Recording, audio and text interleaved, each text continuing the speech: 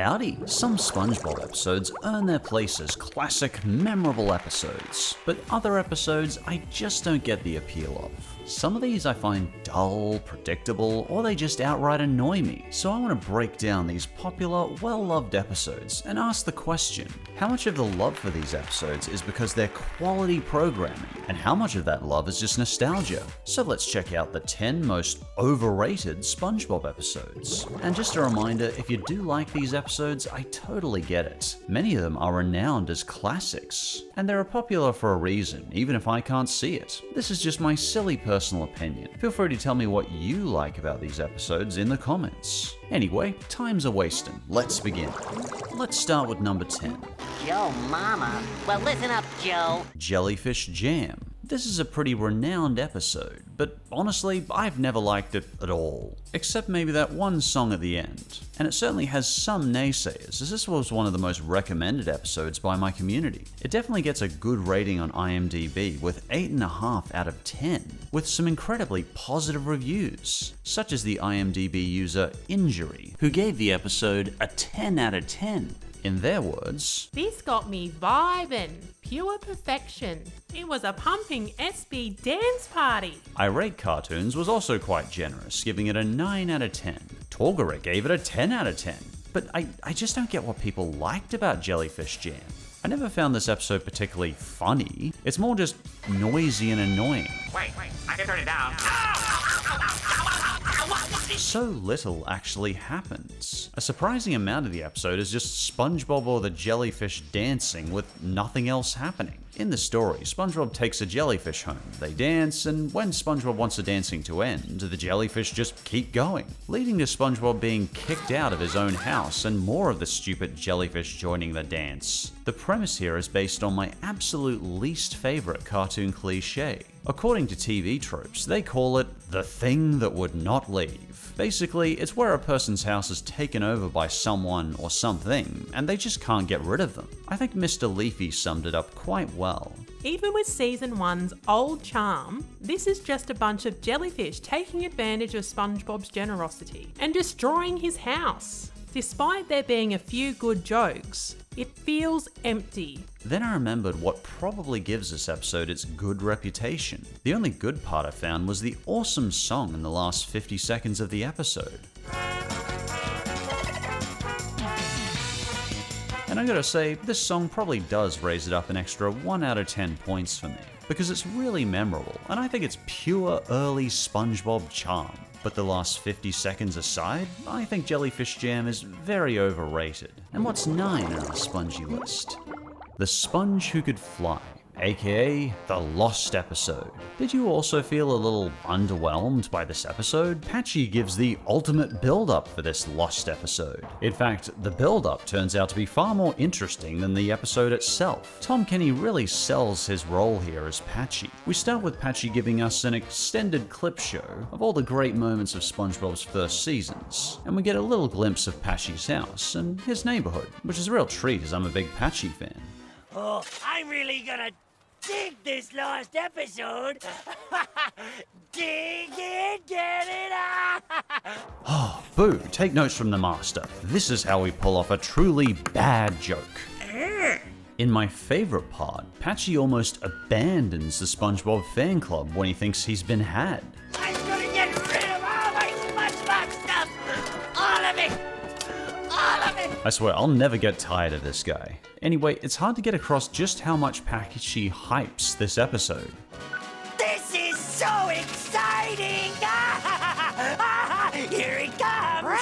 But then we get to the episode itself, and I mean, it's not terrible, but by jeebus is it forgettable. It's mostly just SpongeBob trying different methods to fly, with a few mediocre songs peppered in between. And I have no idea what is wrong with the townsfolk in this episode. They mock Spongy continually for attempting to fly. Why? Go on and laugh, but it is a sad day in Bikini Bottom when a guy is ridiculed for having dreams. Go for his legs, SpongeBob. My leg. Fortunately, SpongeBob eventually figures out a pretty silly way to fly, by inflating his pants. But when he starts using his flight to help the town, everyone in Bikini Bottom becomes even worse to him. Why? Because he stands up for himself and eventually stops constantly doing menial tasks for everybody with his flying powers. And because of this, the entire town chases and hunts him down, violently. They even shoot him out of the sky, water, destroying his flight permanently. Did I miss something? What is wrong with these people? All this minimum wage fry cook wants is to fly. Just leave him in peace. I mean, he could have just inflated another pair of pants, but you know, whatever. Even if I'm disappointed with it, Patchy is downright delighted with the episode. And honestly, I'm glad someone was, because I'd personally barely give this one a 5 out of 10. Talk about overrated. Maybe Tom Kenny likes it because he got to sing so much in this one. And you know, if so, good for him. Number 8. Valentine's Day. My community suggested this one a lot, and I can definitely get why. While some reviewers did agree it was mediocre, like most classic episodes, it got a lot of very high ratings, such as a 9 out of 10 from Irate Cartoons, and an overall score of 8.5 out of 10 on IMDb, though perhaps most people gave that rating for the other episode Valentine's Day is paired with, The Paper, which is in my opinion, much better episode. Valentine's Day was made in the golden age of SpongeBob, but I think that nostalgia factor blinds a few people when it comes to it. Because to me, this episode was weak. Some people originally suggested it to me for the best Patrick episodes, but on watching it, I wanted to add it to the worst. The whole thing is basically about a misunderstanding between SpongeBob and Patrick. SpongeBob's big chocolate gift to Patrick is late, and Patrick becomes increasingly violent as he thinks SpongeBob only got him a handshake. Surprising no one, Patrick turns out to be a very materialistic, selfish starfish. This is an early season episode, and we can kind of see here that Patrick was a bad apple from the start. However, there are still a few moments I like, such as when SpongeBob presents his Valentine's gift to Sandy, and it's a delightfully detailed gift of vocals. It's also a great spotlight episode for Sandy, as she plays a big role in getting Patrick's gift to him. But by the second half particularly, Patrick gets annoying really quick. Basically, I felt the episode got terrible as soon as the two got to the carnival. Look at Patrick here, he's being an awful friend. We see this constant build-up of resentment from Patrick, and it doesn't really serve as being funny or unexpected. It's just weak and cringy. Personally, I wouldn't care if my friends got me a handshake on Valentine's Day. I'd probably laugh, at least they remembered me on Valentine's Day. That's nice of them to remember me. This is one of the first times we see Patrick in that notorious jerk Patrick mode. He causes chaos and havoc among the carnival upon the tiniest change in his mood. It's one of the first points I started to say, hey, this Patrick guy is kind of annoying. I wonder why SpongeBob hangs out with him at all. Patrick's tantrum just goes on forever, and it's not till the last 60 seconds that we see a change in scene, because Patrick forgives SpongeBob because he got him a Valentine's present after all. It was just late. It also bothers me that Patrick is rewarded at the end for basically terrorizing the city. To me, the whole thing felt very unfunny and cringe, and not at the usual standards of early season SpongeBob. And for 7 Lucky 7, Club SpongeBob. This one also got a lot of mentions in my community, and I could immediately see why when I saw IMDb. 9.1. This episode got 9.1 out of 10, with over 1,000 reviews. How? It's boring. 2 of its 3 user reviews are straight 10 out of 10s, and it made it into Collider's 10 highest rated SpongeBob episodes. And of course our buddy Irate Cartoons reviewed this episode too. Club SpongeBob, 10 out of 10. My Pretty Seahorse, 10 out of 10. Both episodes are really great. Happy face. Good sir, not that it's any of my business, but your title is Irate Cartoons. And every single thing I've seen you review has been a 9 out of 10 or a 10 out of 10. I'm glad you appreciate the medium of animation, but perhaps your name is a bit misleading. Anyway, old SB, Patrick and Squid are lost in the forest, but SpongeBob and Patrick have a magic conch shell, and they decide to religiously follow its advice. Its advice is, do nothing. Nothing. We can't just sit here and do nothing. Oh, I'm afraid we can, Squid old buddy. And this is part of why it puzzles me this episode is so well loved, because I find it very tedious. The majority of the episode is just Squidward being tortured and punished. as well as SpongeBob and Patrick sitting down doing nothing. I didn't even like the main message, that mindless obedience and never questioning magic superstition will lead to success. I mean, maybe I'm reading too much into this, and I realize it's played for laughs at the ridiculousness of it, but I guess I just didn't find it funny. And it was just annoying seeing Squidward punished for not mindlessly believing. Yeah, technically being lost is his fault for accidentally catapulting them into the wilderness, but that doesn't mean I want to see him starving to death and suffering the whole episode. Technically, it's hypocritical as well. Azura on my Discord pointed this out to me. They ask the conch to do everything, except they don't ask if they can eat the food that appears. So why does Squidward have to ask the conch to eat food? Could I have something to eat? No. Could I have something to eat? No. It's just a goofy, silly story. It's not terrible, but I personally certainly don't think it's a 9 or 10. Though I have to admit, this line at the start was pretty funny. Why must every 11 minutes of my life be filled with misery? And coming in at number 6, Opposite Day. It's opposite day. So quick note, in the last few years, I've actually changed my opinion on this episode. I previously had it as an honorable mention in another video, but I personally think it's very overrated. So many people seem to love Opposite Day. In fact, on IMDb, it was among Sev Skirter's favorites. Opposite Day was the funniest SpongeBob episode I've seen yet. 5 out of 5. Wowzers, that's high praise. Our buddy Irate Cartoons of course gave the episode the ultimate 10 out of 10. Oh, I rate my eye. This guy's probably a downright pleasure to see a movie with. Then we had Aspie Duck Lover. Greetings from a fellow Aspie. And here's what they have to say about Opposite Day. A 9. Opposite Day is almost a 10. It is consistently hilarious. But personally, I think people are way too nice to this episode. It's memorable, and I originally liked the concept of doing everything opposite. But similar to Club SpongeBob, this felt like another example of a Squidward torture episode. In case you don't already know the story, SpongeBob and Patrick are being annoying neighbors. Surprise, surprise. And Squidward finally does the sensible thing and tries to sell his property and move out. As long as it's not infested with nematodes, or surrounded by troublesome neighbors or something like that. Oh, sure, there's none of that.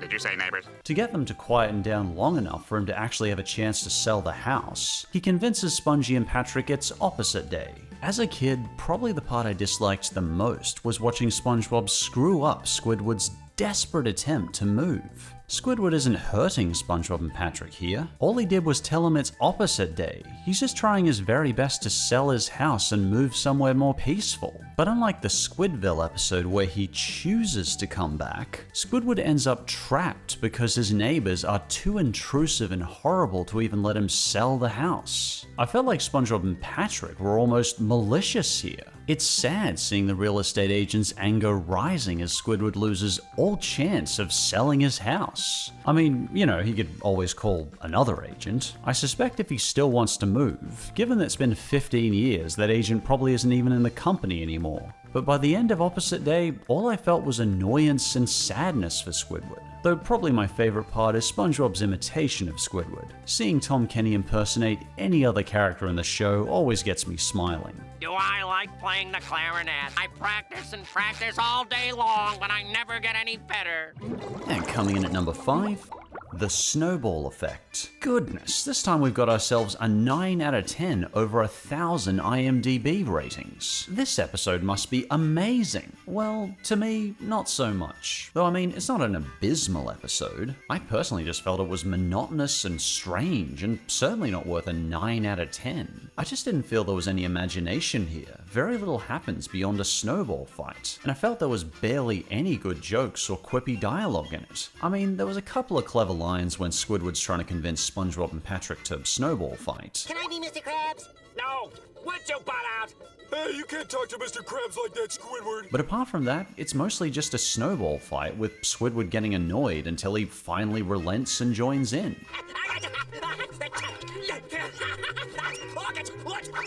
But probably what bugs me the most is the end scene. It's just weird. Finally, after all those years of Spongy nagging him, Squidward finally joins in on a game with SpongeBob and Patrick. Looks like it's time for Plan B.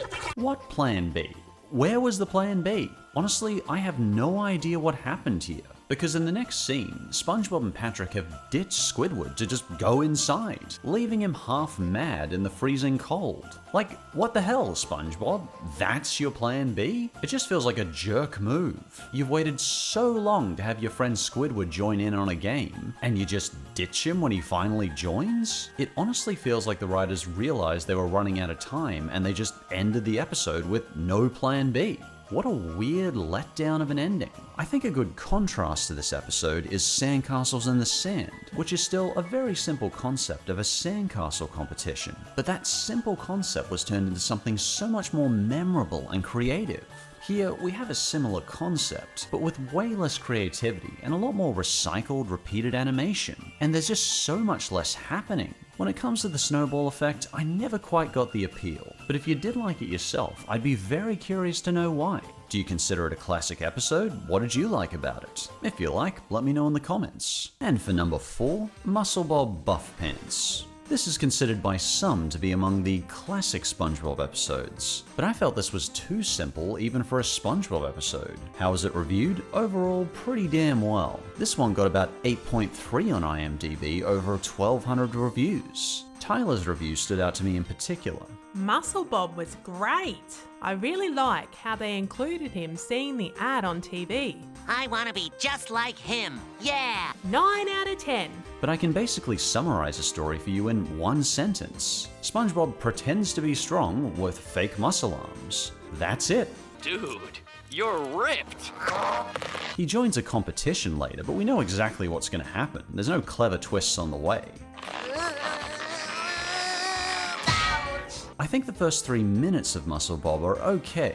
With Sandy trying to train SpongeBob, we get some very good animation jokes, as to be expected from Season 1. Season 1 is gold when it comes to visual jokes. They thought they could drive. Rocks. But the other 3/4 of this episode is basically just SpongeBob showing off his fake blow-up arms. And he comes across as pretty obnoxious while doing it. I've created my own workout routine that's giving me amazing results. My biggest problem here is everything feels so predictable. As I mentioned, we know exactly what's going to happen. SpongeBob is going to be exposed as a fraud. Almost all of the episode is just taken up with SpongeBob lying to everyone that he has muscles. And like, did no one so much as ask him to lift a single weight before the contest? There's a smattering of different visual jokes here and there. I think how the shadow of the anchor follows the fish is a good example of one of these visual jokes. 210 yards! But the majority of jokes are just one single joke. SpongeBob is physically weak, and most of us already knew that. They show that within the first 40 seconds of the episode. I mean, the first 40 seconds was kind of funny and memeable, but dedicating an additional 10 minutes to this one joke? I found myself rolling my eyes throughout it. I was just thinking, oh come on, get to the point. On the plus side, we do get a lot of Sandy and SpongeBob hanging out together, and as a Sandy SpongeBob shipper, that's always a nice bonus for me. But I gotta say, even if I was bored, I do like the moral of the episode that some people took away from it. I think Games Gamerton summed it up quite well. When you lift weights, you must make it all about yourself and not impressing others. Number 3.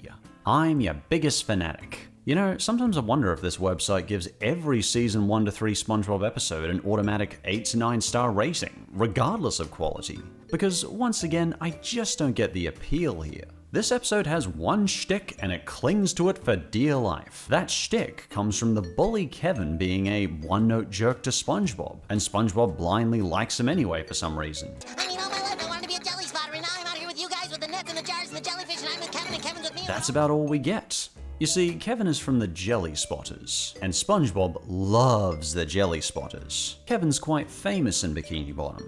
I guess he's a sort of YouTube celebrity in jellyfishing, and it was made 15 years before we even had celebrity YouTubers. I really think the writers predicted the future quite well here. Unfortunately, unlike some YouTubers, Kevin didn't win people with his personality, and at heart, he's just a big bully. Why don't you go jump off a building? And he takes SpongeBob out to try and get him zapped by jellyfish. Of course, this is turned around on him. Am I in the jelly spotters now? No.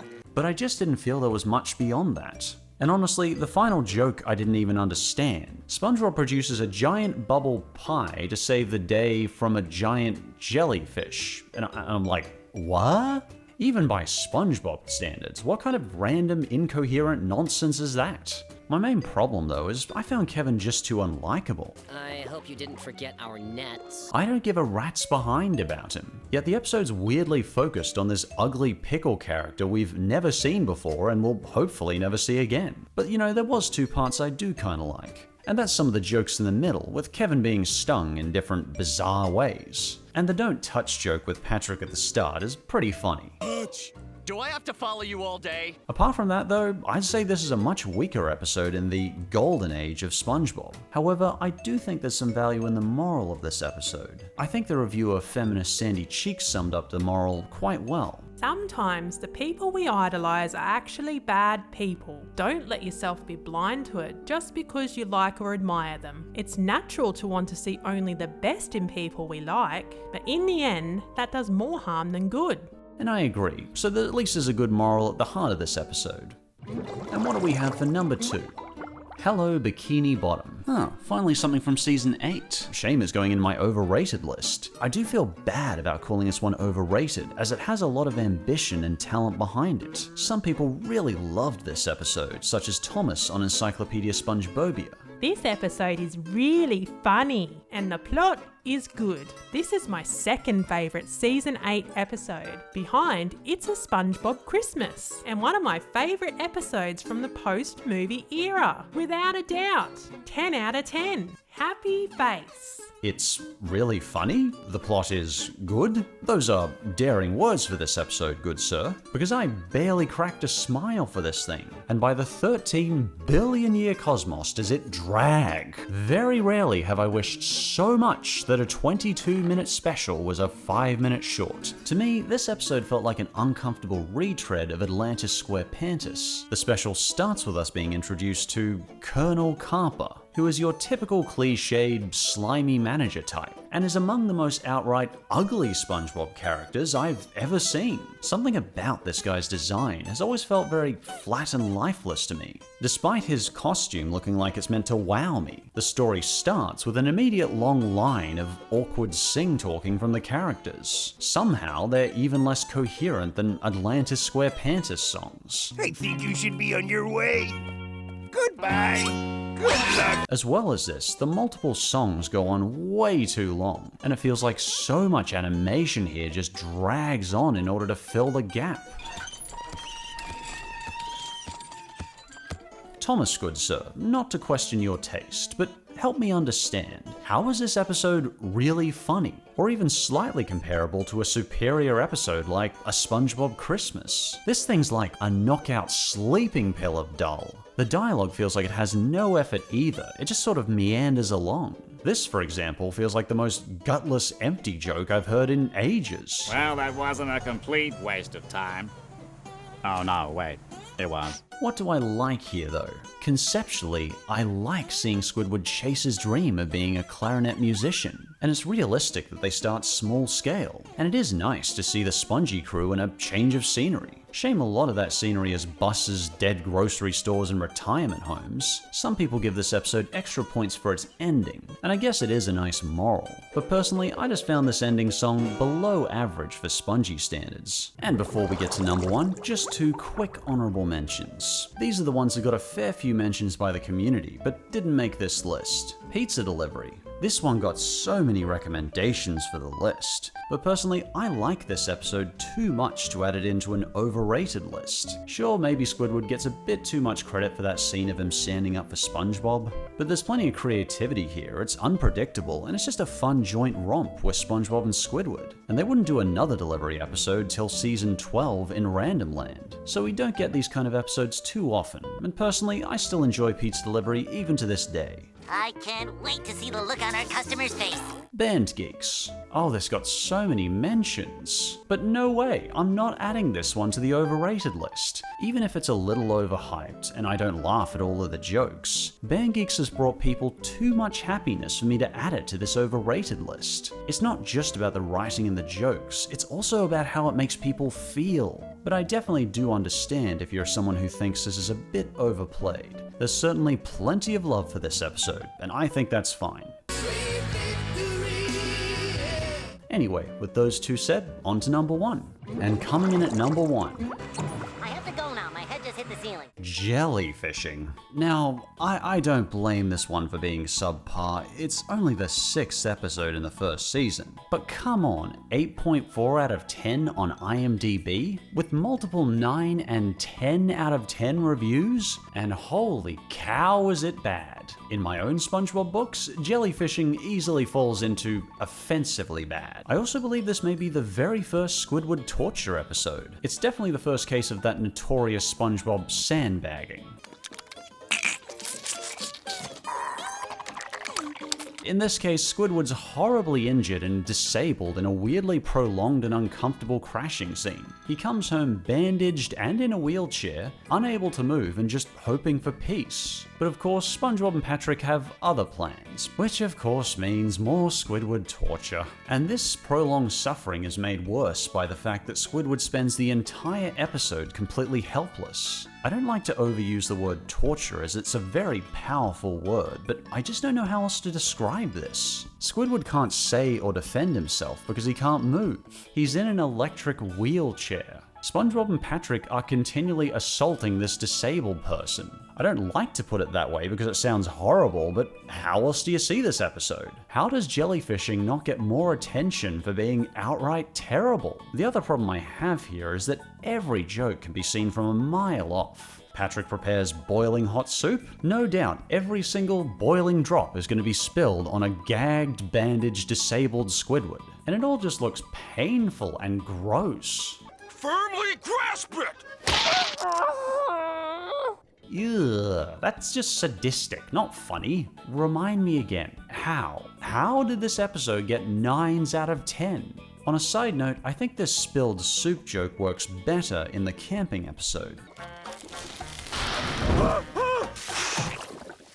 I think the episode works better because Squidward's not disabled, and he also doesn't look like he's in scalding, searing agony. He just has those annoyed expressions, and it makes it really funny. I just have no idea how this episode gets so much praise. According to TV Guy 3, This episode had some great gags, and the Blue Danube montage was great.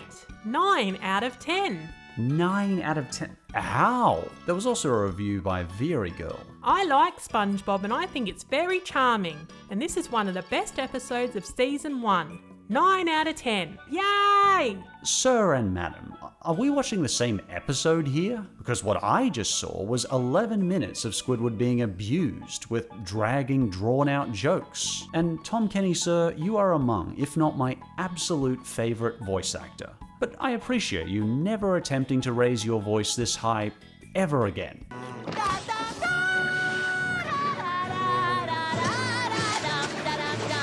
That song was like a jackhammer to my brain. But I think you get the point. To me, this is easily among the most overrated episodes I've ever seen in SpongeBob. Anyway, I'd certainly enjoy hearing your opinion on these. Or do you think there are other overrated episodes that I missed? Feel free to let me know what you think in the comments. And as always, thanks for watching. Hopefully I might see you next time. Today's member question is from Phoenix Healing. They ask, what's a cartoon or movie that scared the bejeebus out of you as a kid? One of the more horrifying scenes I remember seeing was the second episode of Invader Zim, called Bestest Friend, where Zim rips out a kid's eyes and we can hear his screeches. It's just horrible. Or just the entire episode of Organ Harvest. That thing was crazy. I used to talk about a lot of these episodes I saw as a kid in the Darkest Cartoon Episode videos I used to do. It's probably buried by the algorithm now, but I kept a separate playlist for them if you are ever curious. Thanks for the question.